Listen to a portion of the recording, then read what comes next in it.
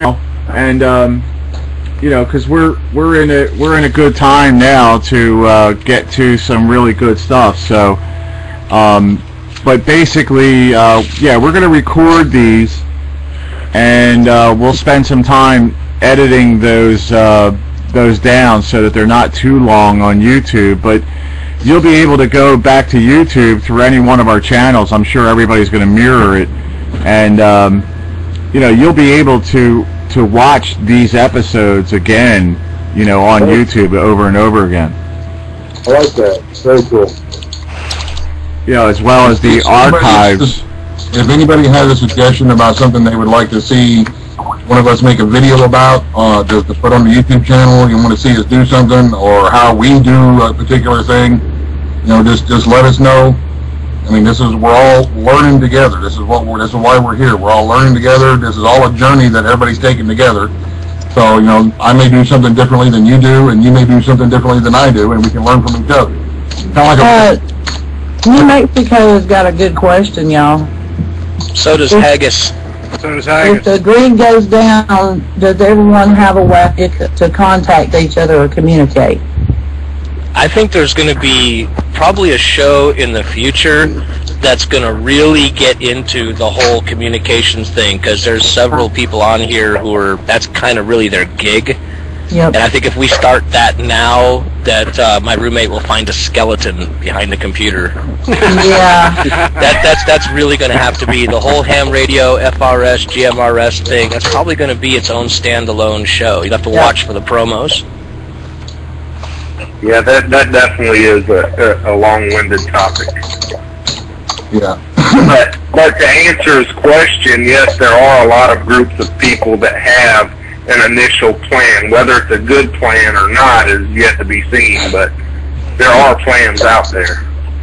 The need was, again, and after Katrina, and Ben will tell you about this too, one of the most amazing things that happened right after that storm was they came to the screaming realization that none, the state police, the sheriff's deputies, city police of all these different jurisdictions, none of them could talk to each other. And if it hadn't have been for the local ham radio people acting as hubs, it would have been a lot worse than it was. So the need is definitely there, and the equipment to fix that need is there. So yeah. I want to address somebody in the chat room, Sean Meister. And Jaminski. Yeah, Sean Meister and James Inky. I will tell you this. We will come up with a way somehow of helping you get some comms, okay?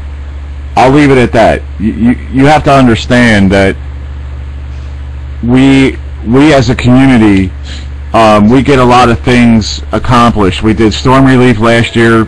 You know, ECP was the spearhead on that, and you know, we've done some. I know, brother, but you know, we were able to help a lot of people with storm relief, and I will tell you right now, we will find a way of helping you guys get some kind of comms, and I promise you, we will find a way.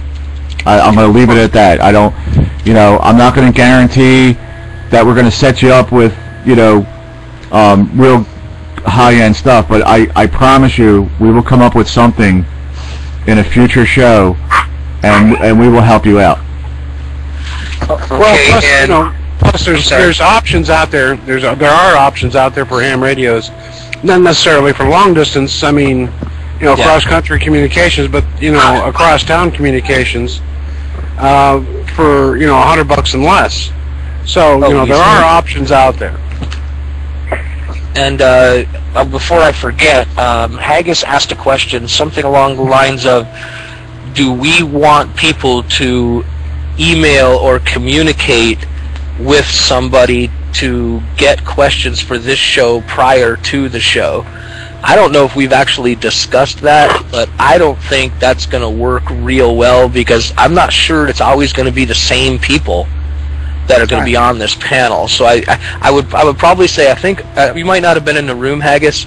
Earlier what Ray said is, if you have a question, go ahead and private message here on Blog TV one of the panelists, and then we'll try and squeeze your question in the conversation. I think if there were questions ahead of time, I think we can find a way of accommodating that. I think if you were to... We have an email. Yeah, we have an email. The email is prepperstalklive@yahoo.com. I'm going to put that address out there. I think we can handle that because it's something that we can look over as a group, and we can, you know, we don't want to make this a slick production. We really don't. We want to make this to be a very casual, laid-back experience. All you're doing is you're basically being a part of our group discussion. And in that spirit, what we'll do is we'll look over, you know, the questions that come in on that email, and we'll put it out to the group, you know, when we get together, because we talk just about every night. And I'm sure it's something that we can kick around and work on and have those pretty much answered, and then come out on the next show, you know, with answers to those questions. I'm sure we can handle it. What do you think, Frog? I did not know that there was an email that went directly to you, so I couldn't agree more. Okay. Yeah, I'm going to put the email address in the blog TV now, and then, you know, if you have specific questions, if any of you have suggestions about what you would like to see, or if you have ideas about who you would like to see as a host or as a guest, you know, by all means, send an email to prepperstalklive@yahoo.com, and we will do the very best we can to answer and to try to you know, honor what you're asking for. So we'll do the best we can. They could probably send us a PM to our YouTube channels too if they wanted to. Yeah, I'd be glad to pass anybody who's subbed to me if you want to send one, or I would be more than happy to get it in here if at all possible. Can I jump in there, not to change the subject, but before we get too far off topic? All right, I'm going to jump in anyway. There were people talking about they can't afford ham equipment. Well, ever since the show started airing about the people trading and bartering on Craigslist, that is becoming a huge thing. So you might not have certain things that you need, but go to Craigslist and look at the barter section, and you would be surprised what you might have laying around your house that you can barter for things that you need. I just wanted to throw that in there. Oh, definitely, and this show might be a resource if you get it narrowed down to some equipment and you're not familiar, because there's so many different kinds of radios, makes, models, all that. You know, if you keep an eye out for the promo when that subject comes up here, this might be a good resource for you to help narrow down ones that you'd be interested in. There should also be ham groups, you know, like a group of ham operators, clubs and stuff like that, like you mentioned before, Toad. And everybody that they can get a hold of and ask them, maybe they have some old equipment that they would sell cheap or donate or something like that to help them out. As far as find a ham club or something like that. And, yeah, I think when we do the communication show, we'll definitely bring out the AARL and all of the all the resources that are available for people who have interest. So I was referring. Oh, sorry. No, go ahead. I wasn't just talking about ham equipment. That bartering thing that they've got going on, there's all kind of stuff in there. If there's anything that you need, you know, and you have something, maybe an old lawnmower laying around the house, you just never know what somebody's willing to trade for that old lawnmower. Anything you need, it's an avenue, and it's free. And that's another great reason to have a cheesy video camera and a YouTube page. You just never, it's amazing how many people you can meet and start bartering. It's amazing. Yeah, I thought Toad was going to start up a Prepper's Barter corner. We're working on it. It's going slowly, but yeah, we're trying to get at least a continental United States, maybe Mexico and Canada barter thing going where people can start doing it. There's a lot of it on Facebook, but I haven't really seen a one that's here. But we'll see. We're working on that. Prepper Homestead's got one on her website, the preppersassociation.org. She's got a large section on there. Yeah, we was going to put one on the Prepper site, and I think we got something like that in the forum, too. I think.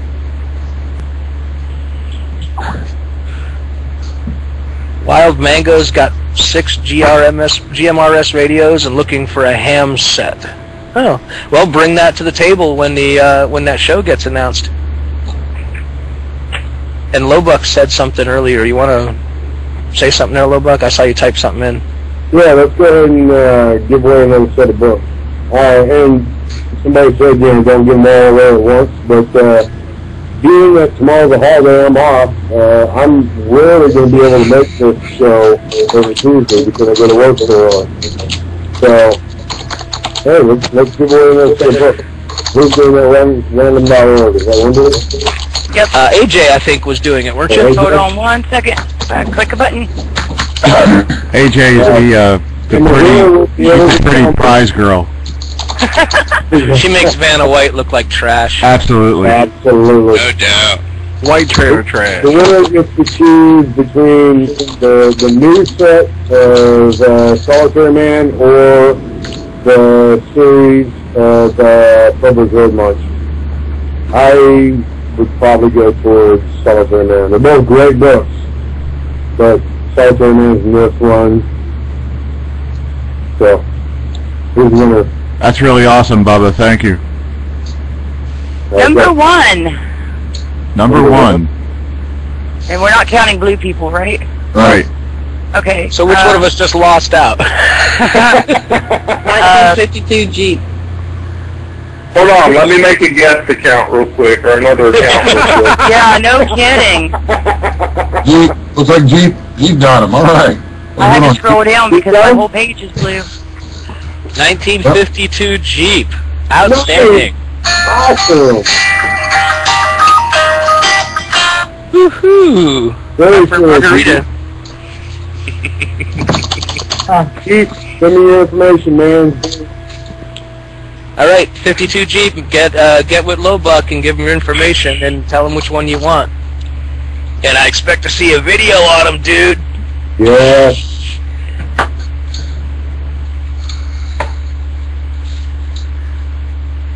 Right on, man. Okay, well, I have a topic. Maybe I can hear it.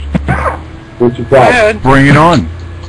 We were talking last night, and Lobuck came in and Yes. was talking about dehydrated food.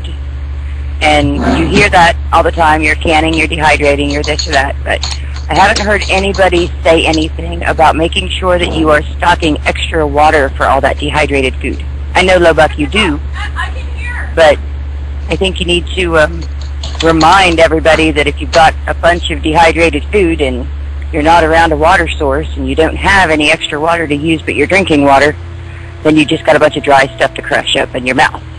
And that's going to stop you up like you would not believe. I agree. 100% agree. But I think you need to ration it and split it up because your canned goods, those are very breakable.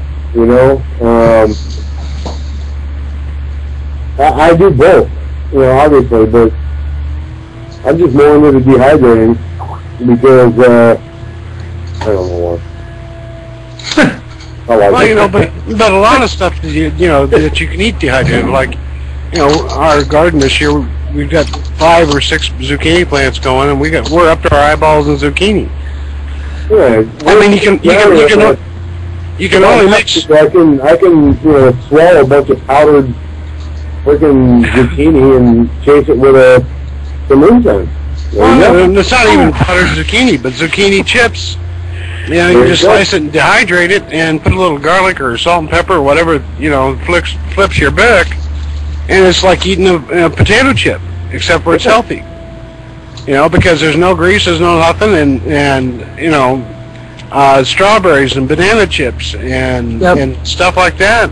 They're all edible, straight, dehydrated. You don't have to rehydrate them. You can also use, like, when I can chicken, there's a lot of juice in the jar with the chicken. So that is the bonus of the canning. That is a major bonus of the canning. You already have liquid right there. Yep. Right. Well, you can use the liquid that the chicken is canned in. That liquid in the can already has a lot of the proteins and vitamins and everything else in just the liquid, minus the meat. Yeah, you can use that to rehydrate rice and beans and also give it the flavor and not lose any of the nutrients too. You can use that.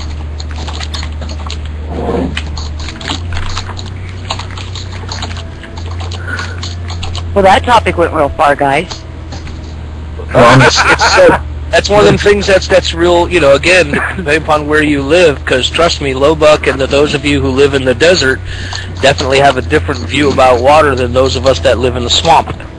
You know, I concentrate more on filtration, whereas somebody in the desert's going to be thinking more about, you know, acquiring water and storing water. Take that, Ben the bondsman.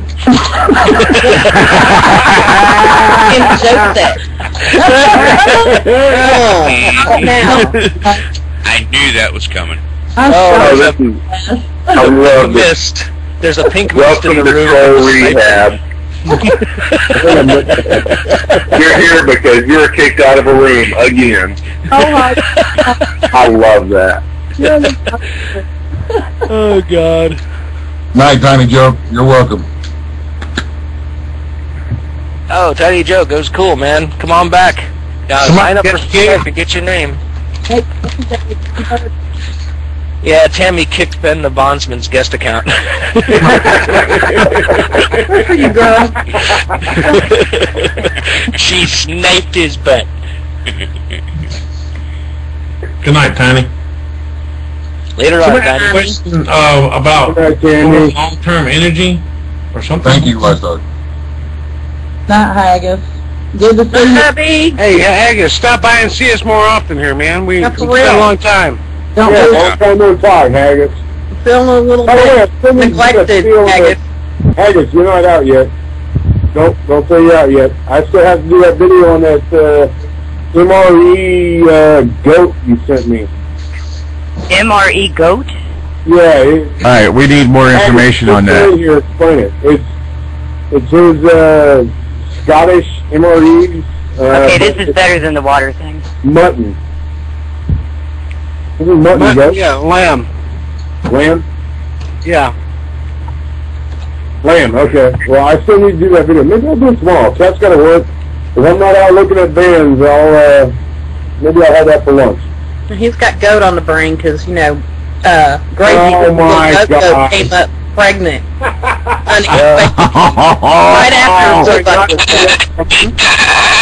How do you catch that coming? Daddy. Lowbuck. Oh, Man. Daddy. Hey, you got a bottle. Oh, that's so not right. See you, Haggis. Not Haggis. Haggis has a good website too. Yeah, he does. Yeah. A nice guy too. Oh, Even if he did marry Wimberly. Yeah. That's Rial's fault. She's the one that married us. She just stuck us together. No He never calls. competition or what? He never writes, you know. It's alright. It's a horrible long distance relationship. I now pronounce you husband and kilt. Any more questions? Hey, Gravy just came in, so Great mate! she's hang on. She's getting set up. Just I want to relax. hang on. Tell her hurry He's up. got a job, thanks, man. Yes, Scudder, it's definitely a safe Hey, relationship. Mountain Man Preparedness. What's up, Mountain Man? Mountain Man. Yeah, he just said he has been working on his bug-out vehicle and his out-of-the-way shack. I was wondering, did you have a big storm going on, or are you just getting ready in your area?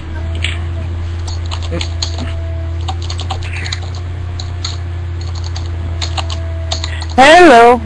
There she is. Hey, Gravy. There she is. Hey. Miss Coat. Now the winner of the Gravy next contest train will is be. here. Now the winner of the next contest will have Gravy bitch him out in a YouTube video. Oh my god. I'm almost in the mood for that too. I'd like to welcome Mega Winfrey to the room. What's up?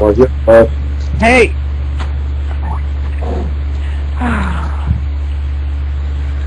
Alrighty, somebody here's with a question. I'm going to hit you. It's going to be heavier than that. I just want to know what's Lowbuck. You're going to get a van? Is that what's happening? You're joining those of us who are van people? Yes, I've always been a van guy. But here, check this shit. Sorry, I have to put it in here, but. Well, you already got Scooby-Doo. I guess you got to get the mystery machine now, huh? It's the mystery machine. What I'm trying for. Oh boy! Oh boy! Oh boy!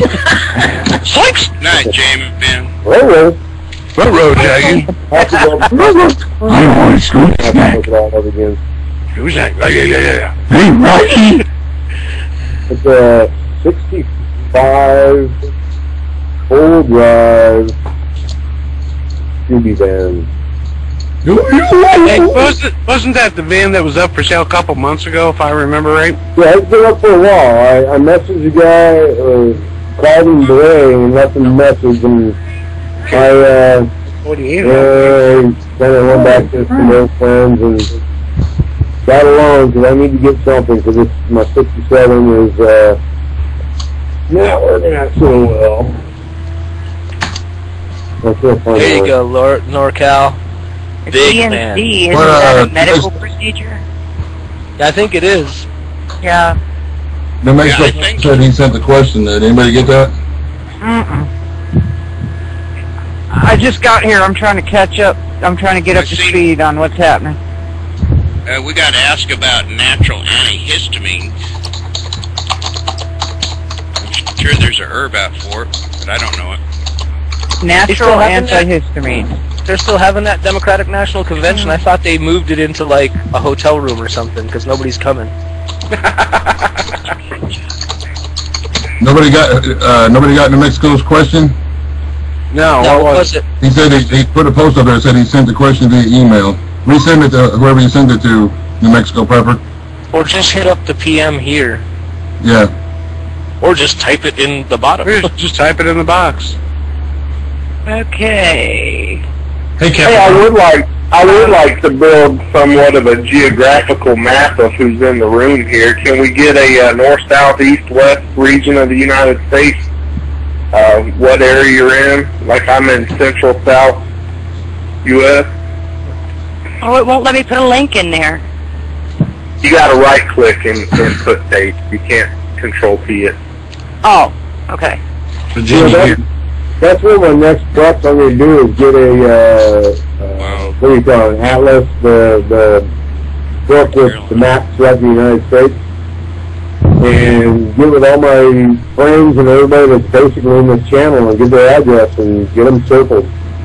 You know, if my GPS doesn't work, I can follow that, and I know where friendly-minded folk are. Sacramento. Here we go, 1952 Jeep. We're not too far from each other. All right, I have that question. It basically says, would it be a good idea to start a network where we prep with others with maybe 7 days of supplies and a place to stay in case when there is SHTF situation and we are displaced from our area, maybe a special coin to identify who is in this network, just in case we have to leave our region and a bug out location won't work. So I guess what he's asking is, can we as a community come up with some kind of standard identifier, you know, like here's my Prepper's international card, something like that, like a coin. My thought is on that, Ray, is that sounds like, you know, if we're going to do a coin or something, that's a money-making thing. Why not just, if somebody showed up at my door and said, hey, my area was just burned down, you're a low-buck prepper, I've seen this video and this video, I'm bringing you in. You know? You're back to, it's back to personal, what you feel comfortable with. Some people already have a group, or they have a large family, or, it's really hard to set a standard. Yeah, I'm not saying, I'm just going to, let you have the one in my house, but I'll definitely set up the tent in the backyard. If it's somebody I've never heard of, I'll throw the tent up in the backyard and put the porta potty out there. I have no problem with that. If it's somebody I already know, shit, you got the motorhome, you got the one in my place. Well, let me ask you something, Loba. If you're willing to do that for some Joe that saw your YouTube channel, why wouldn't you be willing to do that for some guy from around the corner? I'm already hooked up with several guys right around the corner. And if it's right around the corner, then I know there's a shithead fan situation. Or if their house burned down, then I'm here to help anyways. Because my house might burn down right after theirs gets built back up. I'll do whatever I can. The access I give you will be depending on how much I know you. You may just have a tent in my front yard with a porta potty, or if I know you, then you've got my motorhome, you've got run of the house, which you can't really run that far in it, but it's a short straw. It's a very short. It's a short straw. I know there's a house for sale at Prepper's Paradise here in Arkansas. I figure if you're already seeing my channel, and you're probably already somewhat like-minded, if you've got my address, then you're probably not a troll. I'm sure there's a few trolls out there that may, but if I don't know you, you're going to be in a tent, you're going to have shelter, you're going to have a little bit of food for a little bit, but I'll be protected. You would... Go ahead, Ben. I'm sorry, Gravy. I'm not trying to hog the conversation. I mean, you're talking about an isolated situation, though. You wouldn't have the same outlook in a SHTF, I imagine. Not unless it's somebody I knew. Because I just don't have the room nor the resources. If it's somebody I know, Gravy or Les, they show up at my door, they've got the run and the pick of anything and everything I've got. Because we're closer, I know them very well, something like that. But, yeah, if it's just somebody that shows up and says, hey, we know you from YouTube, and shit has truly hit the fan, well, it really is going to depend on the situation. Because I don't have as much prep as I'd like to have, but I'll do what I can. Right. And I do have a few buckets that are full of, a couple water bottles, 2-liter water bottles with a bunch of top ramen and, little shit like that. That, I can hand out if it's somebody that I feel is worthy, but I don't know. Well, let's say... It's just like, I mean, quite honestly, if you really look at it, it's just like if you've never been in a gunfight and somebody tries to carjack you, quite honestly, I can sit here and try and act as tough and badass as I want to, but until you have that pistol in your face, you don't know what you're going to do. And it's the same way as if shit hits the fan, you don't know how you're going to deal with it. That's just kind of how I feel with it. Well, does that make sense? Yeah, that makes sense, but I think going back to the actual question, there should be a way for the community to come up with some kind of universal identifier, because if in the event that the internet is down and other things are down and let's say let's say we're able to communicate with radios, or let's say like that call themselves preppers per se, or are like-minded, would be more than willing to help anyone in that type of situation, stranger or not. It's just the generous nature of the folks that I know. Now you have to do that with certain discretion, but that's totally up to you. There are some people that you just know right away that they're all right to come into your, what do you want to call it, personal space, and others that you're not so sure about. It's totally up to the individual. As far as coming up with a universal symbol or phrase or card or something like that, that's very difficult because it can be duplicated or leaked out to, say, the people you don't necessarily want to have around.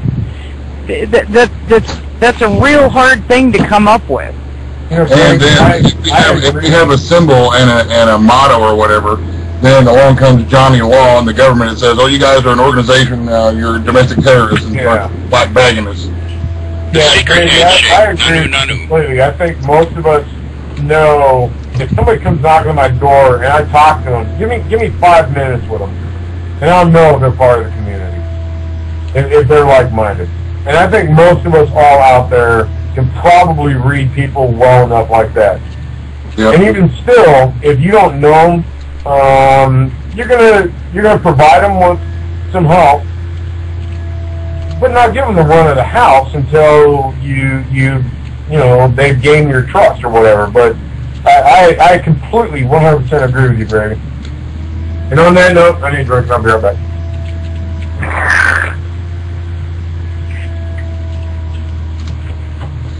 Well, I don't know. I mean, I'm far enough out where I don't really think it's going to be a concern of mine. Oh, here's the thing I was just thinking of. In a grid down shit hits the fan scenario, I wonder if any of us really know exactly how we're going to handle things. I mean, we can prep. We can do all the other things that we can do, but if you're really, if you got your situation well defended, barricaded, and people are approaching you, you really don't know how you're going to behave under those circumstances. And I think that what Grady said is probably accurate, is that the Christian thing to do, the good thing to do, is not even worry about whether somebody is a part of the community, but the question I have to throw out, or not the question, but the thought that I have to throw out, is that if you are hunkered down and you've got guns ready and you're in survival mode, and anything that you have has been set aside with a lot of work, a lot of discipline, a lot of self-control, I have to wonder how difficult it will be at that point to just allow people to come in and into your situation. I really wonder. I mean, sometimes, and I'm pretty sure everybody in this room has given it some thought at some point. Well, because when we prep, we don't just prep items and stuff, we prep ourselves, and we prep our minds, and we're thinking all the time about, the what ifs. So that thoughts cross everybody's mind. If you buy a box of ammo and it's hollow points, you're like, well, this will tear somebody up if it needs to be. But I don't think shooting would be my first reaction if somebody shows up, unless they show up. And you can tell, if somebody shows up out there on my driveway and they're all tacked out with a big old battle rifle and they look like they have been up to no good, that's different than somebody knocking on your door and it's a mom who's got 2 kids. Well, here's the thing too. in that type of situation, you're going to be dealing with people in your area, people you see on a daily or weekly basis around your neighborhood. If someone shows up in your neighborhood that you've never seen before, if you know what I'm saying, you got neighbors for miles that you know. Yeah. Well, I kind of have to disagree with that a little bit, because I could probably recognize about 5, maybe 6 neighbors in my area. I'm in the middle of the city. Yeah, I also have to agree with Lowbuck, because I thought the same thing until after the storm they decided that the park that was literally 400 feet from my front door was an appropriate place to put people from the city. It's just, you know... Well, I agree that it's a personal thing. When they show up, you're just going to have to make that judgment call. You're going to have to read the people, and if you can, people. I mean, no matter what, if we, had a coin. If I don't know you, I've never heard of you, and you show me a coin, that doesn't mean I'm going to give you the word of my house. Right. No, and in John's scenario, that person's going to walk up under. They're going to have something pointed at them. I guess that's the difference between me and some of you, or most of you, is that I've been in this neighborhood since I was very young. And I know practically everyone in a 2-mile radius. And if I don't know them, I've seen them before. I think you're the exception to the rule there. I know. I've been here on you. I mean, that's great for you. I've been here 9 years, and I know the people that I've lived. When I moved out here, the people that lived here then, and they still live here.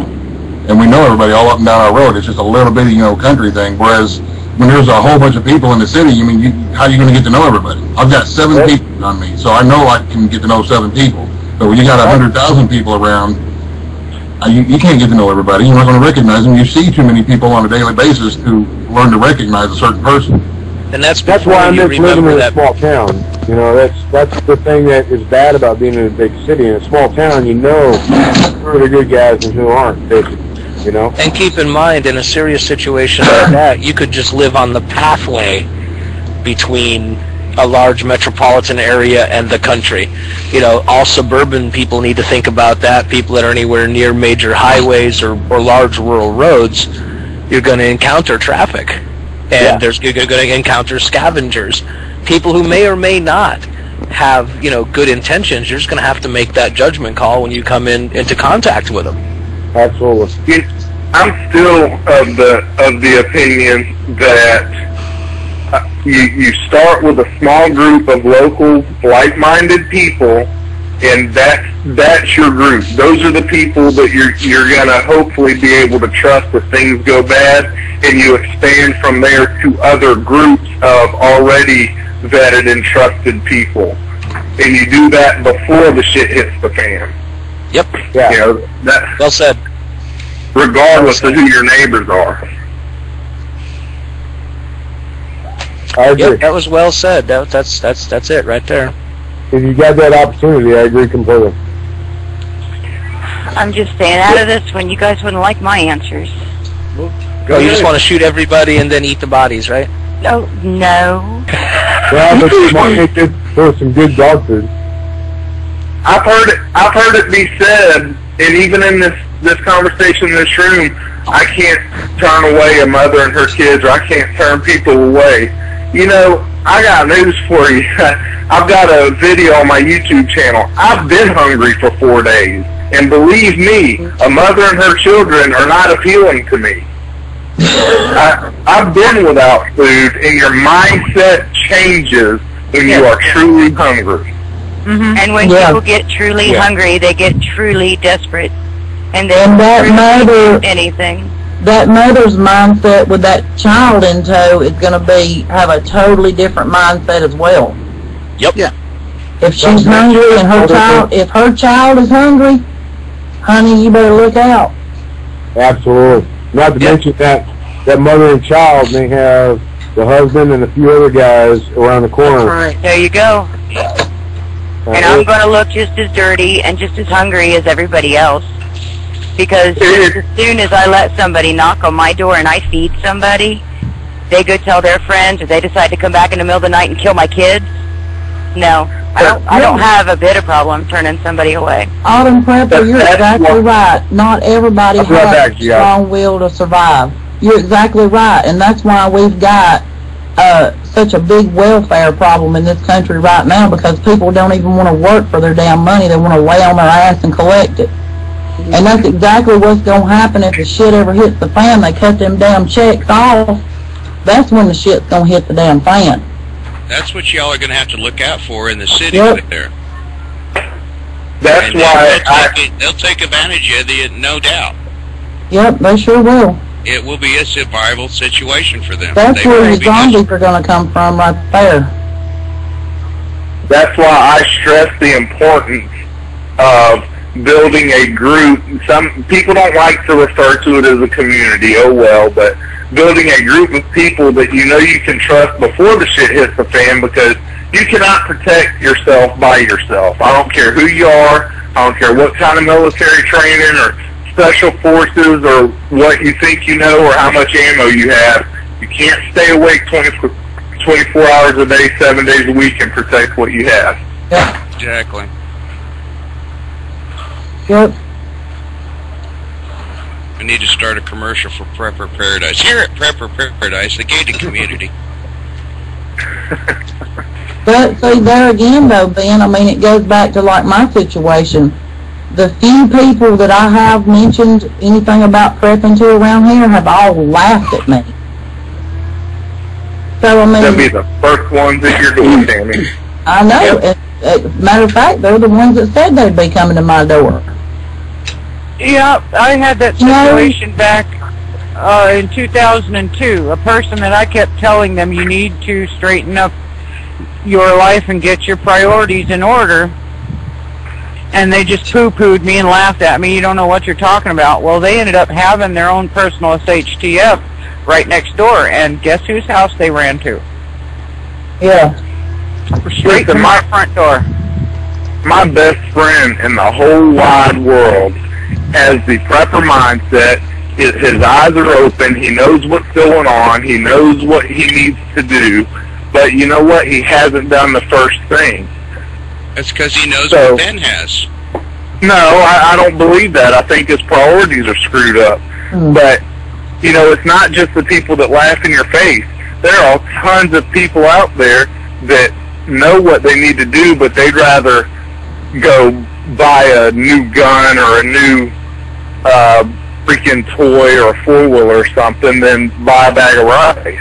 Let me just inject one thing. New Mexico Prepper just kind of reiterated their question, and basically I think what they're driving at is, are we as a community, are we capable of organizing an organization, not an organization, but a community where right now we're all basically tied to one another via the internet. Now, do we have the capability of organizing at a regional level and maybe even having, for instance, a person who coordinates in one part of the country, another person that coordinates in another part of the country? I guess what I'm getting at is, if we were to come up with a monster site where people, all the preppers in the community, could basically muster at one location and say, okay, here I am, this is where I'm basically at, without actually giving up, you know, an address or anything like that. But I think we might be able to do something ahead of time, well before we run into an SHTF situation, where if it were organized the proper way, and I guess the question goes out to the community right now. I mean, would everybody in this discussion and in the blog TV chat, would they go to a site and say, okay, I'm in this basic geographic area. This is, this is where I'm at, basically. And if we had it where preppers would know where others are in a basic way, not specifically, but in a general way, is that something everybody in this community would go for? Let me ask you this question. Would you go to Walmart and see somebody shopping down the same aisle you're shopping on and give them an address and say, if you get in trouble, meet me here? No, but the thing is, again, it's not about an address. It is about more of a regional kind of situation where you could probably do that and pick a landmark, not your home. Right. Well, I said an address. I meant a generic. The preppers get together, camp out, or whatever you want to call them, would probably, in everybody's region, where everybody can make a pack, get together, meet each other, and discuss, closer regional situations, or, make packs amongst themselves where at least people can meet people eye to eye, face to face. Would be a better situation. Yeah, but in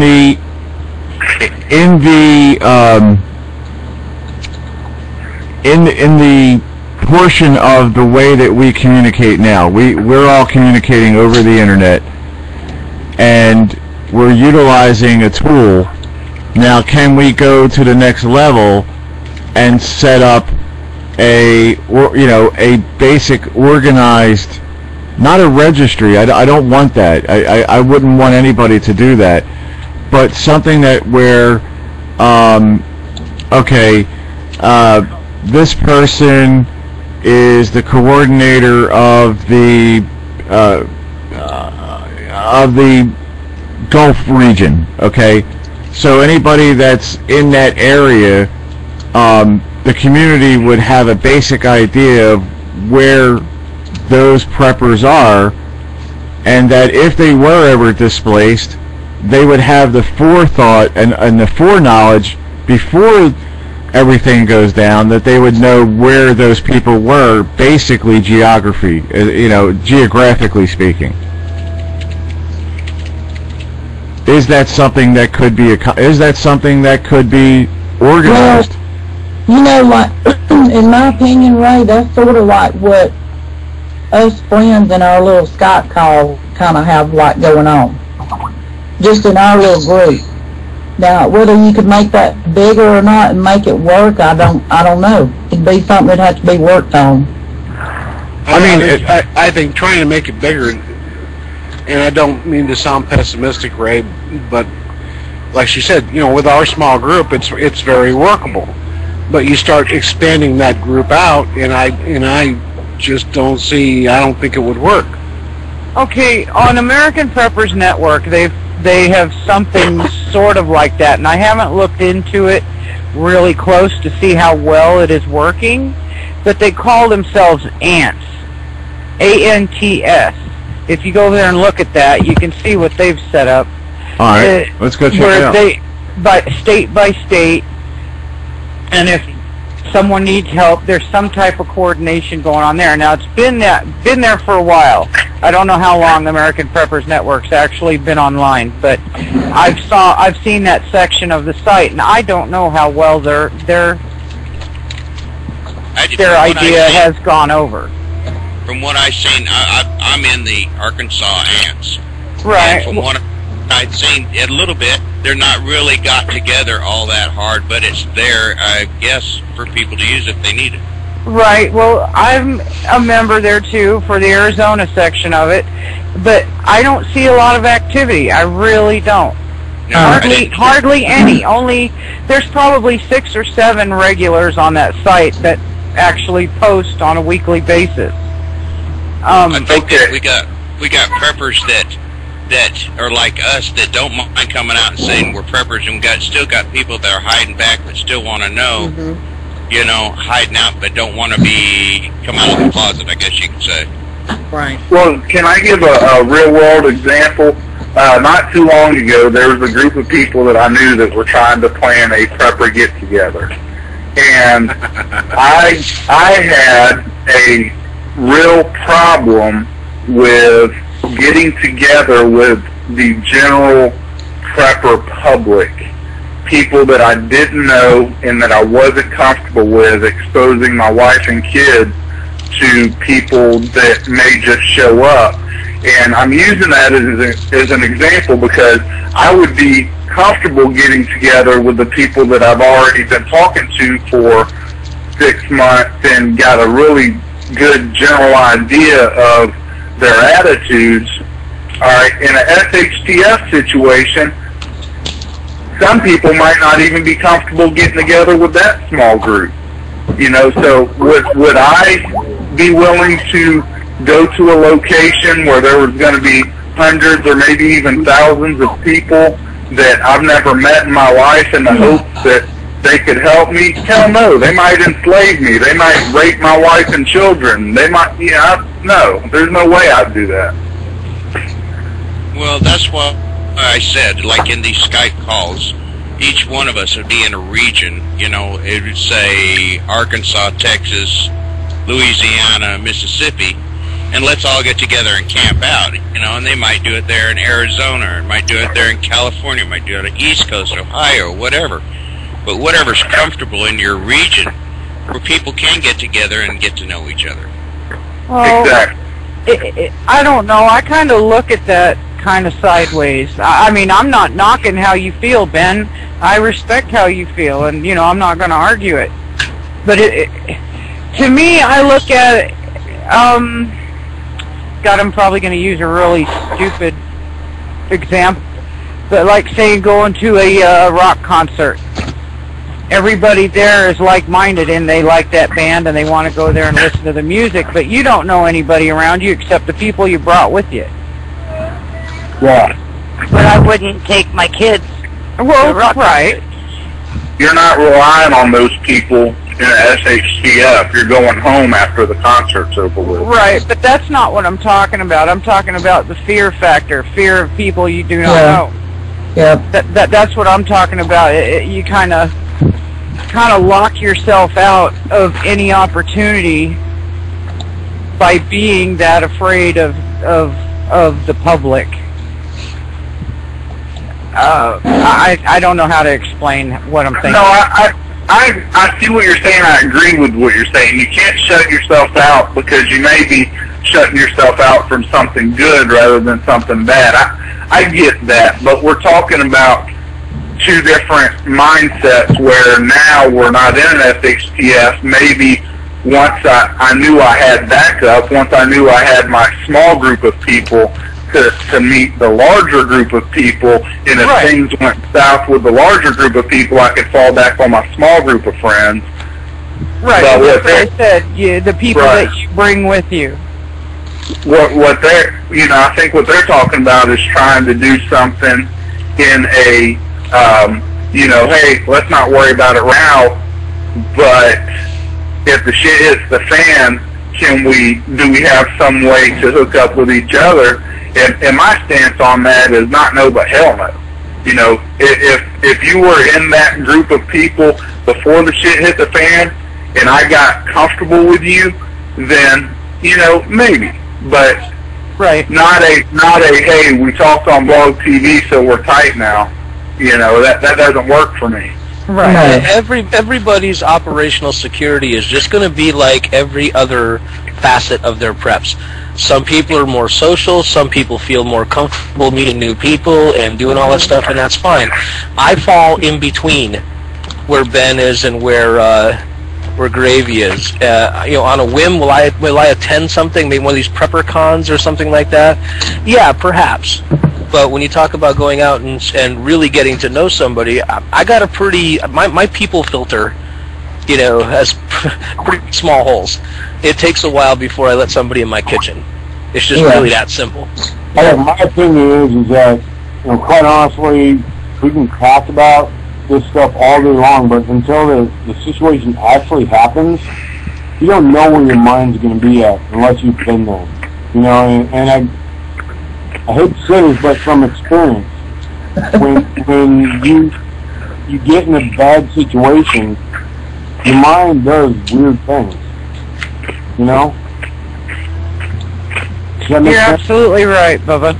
Nobody knows. I mean, we can speculate and create scenarios all day and all night long, but no one knows how things will go or what exactly will happen. So you just run it through your mind in every way possible, hoping you've got your plans figured out regardless.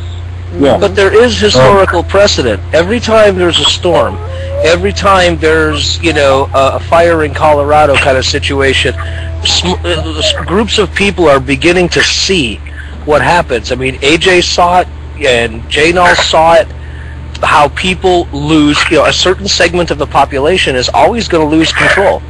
Yeah. At some level or another. And that's why, for me, it's the people filter. I want to know how somebody, I want to get to know them well before I expose them to what I'm all about. Because if somebody could be an armchair commando on YouTube and have all the gear in the world, but be an absolute flake when something goes wrong and end up being a liability. So I mean, I want to meet people, have coffee at a Waffle House or something, as maybe a step. And then, maybe after you get to know somebody for a while, I mean, I can give you a great example. I've known Ben for, I guess, about 6 months. And we talk almost on a daily basis, but so far we've just had coffee at a Waffle House. At some point in time, we're probably going to go camping because we're getting to know each other. But it takes time. Jumping into that kind of thing is just as bad as jumping into any other thing. Right.